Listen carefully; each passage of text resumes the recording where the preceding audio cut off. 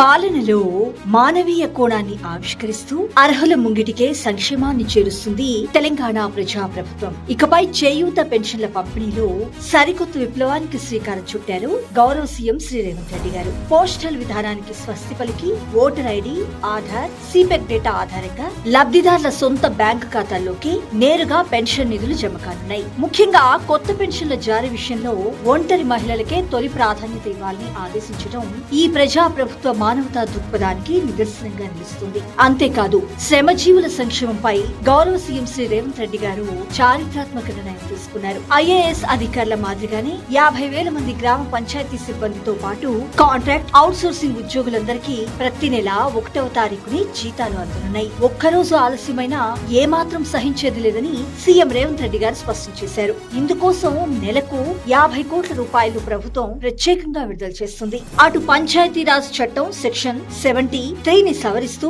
గ్రామ పంచాయతీల సొంత ఆదాయాన్ని నేరుగా వాటి బ్యాంక్ ఖాతాలకే బదిలీ చేస్తూ స్థానిక సంస్థలకు ఆర్థిక స్వతంత్రతను చేకూరుస్తుంది ప్రజాప్రభుత్వం. మాటల్లో కాదు, చేతల్లో చూపే మానవీయ పాలన.